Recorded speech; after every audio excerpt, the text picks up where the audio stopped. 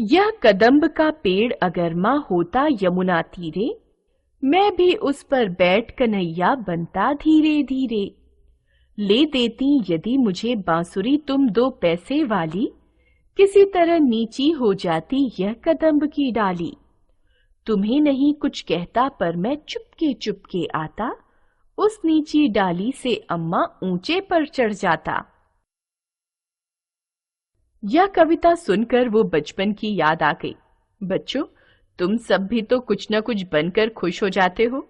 अच्छा चलो, कविता से कुछ नया सीखते हैं। कविता में 3 चीजें मुख्य हैं: बच्चा, माँ और कदम्ब का पेड़।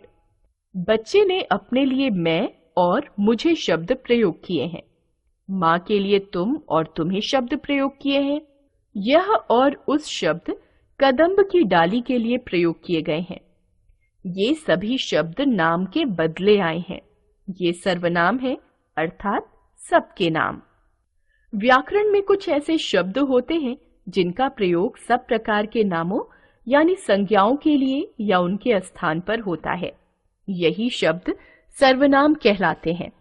वाक्य में एक ही संज्ञा का बार बार उसी रूप में प्रयोग न हो, इसके लिए सर्वनामों का प्रयोग होता है।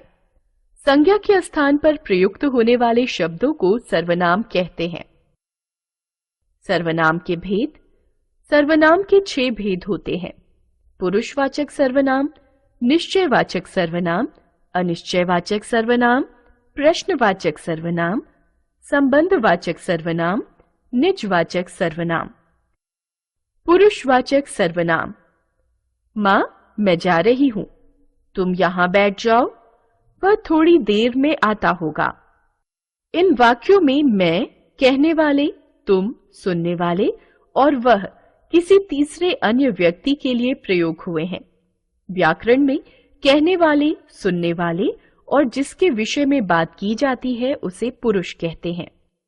कहने या लिखने वाले वक्ता, सुनने या पढ़ने वाले श्रोता या किसी तीसरे अन्य व्यक्ति के लिए प्रयोग होने वाले सर्वनामों को पुरुषवाचक सर्वनाम कहते हैं। पुरुषवाचक सर्वनाम 3 प्रकार के होते हैं। पहला, उत्तम पुरुषवाचक सर्वनाम। बोलने या लिखने वाला अपने नाम के स्थान पर जिन सर्वनामों का प्रयोग करता है उन्हें उत्तम पुरुषवाचक सर्वनाम कहते हैं। जैसे, मैं आज मैच देखने जाऊंगा, हम दोपहर में भोजन की जगह केवल सलाद खाएंगे। मंजीत, मेरा पेन वापस कर दो, हमारा स्कूल घर के पास ही है। मैं, हम, मेरा, हमारा, मुझे, हमें, मुझसे, हमसे आदि उत्तम पुरुषवाचक सर्वनाम हैं। मध्यम पुरुषवाचक सर्वनाम। बोलने वाला जिससे बात करता है अर्थात सुनने वाले श्रोता के नाम के स्थान पर जिन सर्वनामों का प्रयोग करता है उन्हें मध्यम पुरुषवाचक सर्वनाम कहते हैं। जैसे, तुम यहाँ क्यों बैठी हो? अब तू ही मेरा सहारा है, आप खाना खा लीजिए। एक लड़का तुम्हारी किताब ले गया है। तुम, तू, आप, तुम्हारी, मेरा, तुम्हारा, तुम्हें आदि मध्यम पुरुषवाचक सर्वनाम है। अन्य पुरुषवाचक सर्वनाम। बोलने वाला, वक्ता, सुनने वाले, श्रोता से भिन्न किसी अन्य व्यक्ति के लिए जिन सर्वनामों का प्रयोग करता है उन्हें अन्य पुरुषवाचक सर्वनाम कहते हैं।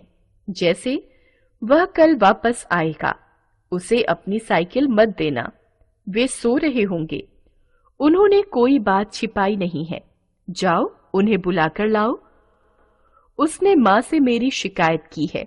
वह, उसे, वे, उन्होंने, उस, उन्हें, उसने, उनके आदि अन्य पुरुषवाचक सर्वनाम है। निश्चयवाचक सर्वनाम। यह मेरी साइकिल है, वह तुम्हारा घर है। इन वाक्यों में यह, वह निश्चित रूप से साइकिल और घर की ओर संकेत कर रहे हैं। ऐसे सर्वनाम निश्चयवाचक सर्वनाम कहलाते हैं। जिन सर्वनाम शब्दों से निकट या दूर के व्यक्तियों या वस्तुओं का निश्चयात्मक बोध होता है उन्हें निश्चयवाचक सर्वनाम कहते हैं। यह, वह, ये, वे, यही, वही, इसी, उसी, उन्हीं आदि निश्चयवाचक सर्वनाम है। अनिश्चयवाचक सर्वनाम। निशा का कुछ खो गया है, किसी का रुमाल गिर गया है, शायद कमरे के बाहर कोई खड़ा है। इन वाक्यों में कुछ, किसी, कोई शब्दों से किसी वस्तु या व्यक्ति विशेष का निश्चित बोध नहीं हो रहा है। ऐसे सर्वनाम अनिश्चयवाचक सर्वनाम कहलाते हैं। कहीं भी अनिश्चयवाचक सर्वनाम है, जैसे अनिरुद्ध कहीं चला गया है। जिन सर्वनामों से किसी निश्चित व्यक्ति, वस्तु या स्थान का बोध नहीं होता है, उन्हें अनिश्चयवाचक सर्वनाम कहते हैं। प्रश्नवाचक सर्वनाम, तुम्हारे हाथ में क्या है? यह कागज का गोला किसने फेंका है? तुम कौन हो? इन वाक्यों में क्या, किसने, कौन शब्दों से प्रश्न पूछे जाने का बोध हो रहा है। ऐसे सर्वनाम प्रश्नवाचक सर्वनाम कहलाते हैं। जिन सर्वनामों से किसी व्यक्ति, वस्तु या स्थान के विषय में प्रश्न पूछे जाने का बोध हो, उन्हें प्रश्नवाचक सर्वनाम कहते हैं। इनके प्रयोग से वाक्य प्रश्नवाचक बन जाते हैं। किससे, कहां, क्या, कौन, किसने, किसे प्रश्नवाचक सर्वनाम है। संबंधवाचक सर्वनाम, जो परिश्रम करेगा वह सफल होगा। जिसे आपने बुलाया था वह बाहर खड़ा है। इन वाक्यों में जो, वह, जिसे, वह शब्द दो दो उपवाक्यों के आपसी संबंध को बता रहे हैं। ऐसे सर्वनाम संबंधवाचक सर्वनाम कहलाते हैं। जो सर्वनाम शब्द दो उपवाक्यों के आपसी संबंध को बताते हैं, उन्हें संबंधवाचक सर्वनाम कहते हैं। जो सो, जैसा तैसा, जिसको उसको, जिसने उसका आदि संबंधवाचक सर्वनाम है। निजवाचक सर्वनाम, मैं स्वयं खाना ले लूंगी। विभोर कार का टायर खुद बदल लेता है। इन वाक्यों में स्वयं, खुद सर्वनाम क्रमशः मैं, विभोर और आपके स्थान पर प्रयुक्त हुए हैं और क्रिया में उनके निजी योगदान को बता रहे हैं। ऐसे सर्वनाम निजवाचक सर्वनाम कहलाते हैं। जिन सर्वनामों का प्रयोग कर्ता क्रिया में स्वयं के महत्व अथवा योगदान को बताने के लिए करता है, उन्हें निजवाचक सर्वनाम कहते हैं। अपने, अपने आप आदि भी निजवाचक सर्वनाम है। हमने सीखा, संज्ञा के स्थान पर प्रयुक्त होने वाले शब्द सर्वनाम कहलाते हैं। सर्वनाम के 6 भेद हैं: पुरुषवाचक, निश्चयवाचक, अनिश्चयवाचक, प्रश्नवाचक, संबंधवाचक और निजवाचक। वह और वे का प्रयोग अन्य पुरुषवाचक और निश्चयवाचक सर्वनाम दोनों में होता है। वचन और कारक के अनुसार सर्वनाम के रूप परिवर्तित होते हैं। सर्वनाम शब्दों में लिंग के प्रभाव से कोई विकार उत्पन्न नहीं होता। कोई और कुछ अनिश्चयवाचक सर्वनामों का प्रयोग क्रमशः प्राणियों और वस्तुओं के लिए होता है।